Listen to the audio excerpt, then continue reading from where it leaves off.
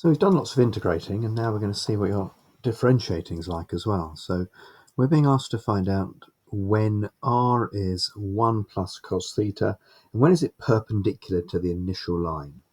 So to have a think about this, I've just whacked it into the calculator, and I've got that shape there. We drew these before, didn't we? So we've got the cardioid shape here, like this. And we're interested in when is the tangent to this perpendicular. So I'm looking at a point here.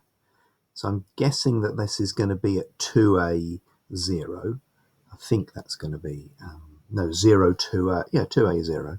And I think there's going to be another point here and another point here where the angle for those are going to be exactly the same. And we might actually end up getting a point here as well from the maths, from that bit there, but I wouldn't do that one there because this is a cusp point here, so it doesn't actually have a tangent at that one there. So that's what I think it's going to look like. Let's think about the maths a bit. So if we're trying to get something that's perpendicular to the initial line, then what we're looking for is we want dx by d theta equals 0. And you'll remember that the x part of something, the x part is r cos theta. So putting that in there, I'm getting x equals a lots of 1 plus cos theta times by cos theta, or I've got a cos theta plus a cos squared theta. Let's differentiate this thing. So dx by d theta, first bit nice and quick, cos just goes to a minus sign.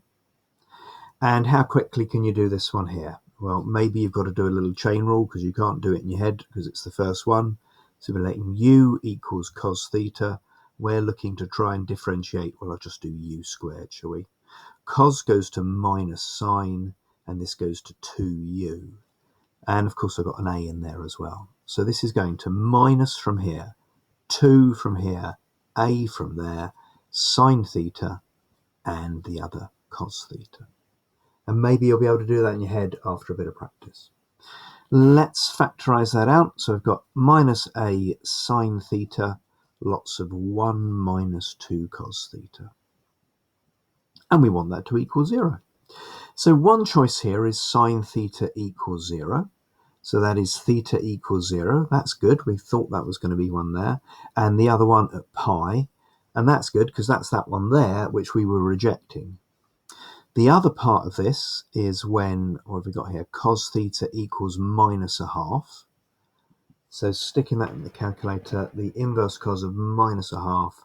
So that is minus 2 pi over 3, or indeed, plus or minus 2 pi over 3. So, and that's going to be these 2 points here. We were thinking it would be symmetrical as those bits there. So in terms of r theta, what are these points here? So the first one is when theta is 0. So I put a 0 in here, stick a 0 back in the top there. Cos of 0 is 1. 1 add 1 makes 2, 2a. So that's that first point there we were hoping for. And then if we put, we'll stick minus 2/3 pi in to start with. Stick minus 2/3 pi in there. Of course, we get minus a half. We know that from here. 1 take away a half. So that's a half a. And another one would be a half a and 2 pi over 3 from that one there. I'm going to reject the pi, the 0 pi one, sticking a pi in there because I think it's that point there as well. So we'll reject that one there.